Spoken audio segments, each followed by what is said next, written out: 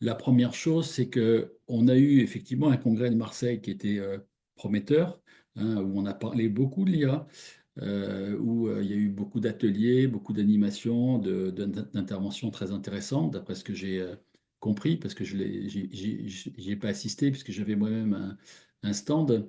Mais bon, il semblerait quand même qu'il y ait eu des choses quand même très intéressantes qui se sont passées et que ça a quand même percuté au niveau des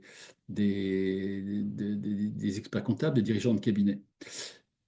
Qu'est-ce qu'on constate quand même sur le terrain maintenant? Parce que je suis quand même beaucoup sur le terrain et beaucoup plus que beaucoup de monde, puisque moi je vois je traverse chaque année, soit dans mes séminaires, soit dans mes webinaires, soit dans mes missions d'intervention, soit dans différentes manifestations de la profession. Je rencontre beaucoup de monde et je me rends compte que en réalité, on n'a pas encore dans plus de 20-30% de cabinets d'actions un peu significatives, et voire on n'a encore rien du tout.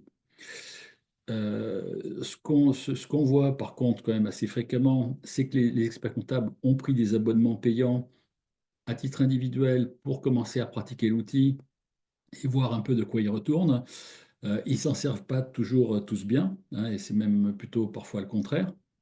Et donc, ils ont un avis très mitigé pour redescendre le truc sur les collaborateurs et prendre éventuellement des abonnements plus importants en mode collaboratif, type l'abonnement Team de ChatGPT.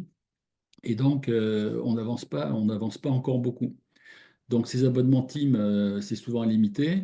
Et pire que ça, on a 20 collaborateurs, on prend 3 abonnements, 5 abonnements. Et on dit, ben voilà, les amis, vous allez vous concentrer sur les logins mots de passe de 3 ou 4 ou 5 personnes, et tout le monde joue comme ça. Alors, au-delà du fait que je ne suis pas sûr que ce soit très très légal dans l'absolu, bon, pour l'instant, je pense qu'OpenAI ne fait pas trop de difficultés par rapport à ça, mais ça pourrait venir un jour, parce qu'ils peuvent analyser la provenance de la personne qui se connecte, soit sa localisation géographique, soit les références de son PC, et donc ils ne sont pas fous, ils savent très bien que probablement les gens font ça. Sauf que pour moi, ça traduit une confiance limitée dans les capacités de l'IA au sein du cabinet et dans les gains qu'on en attend.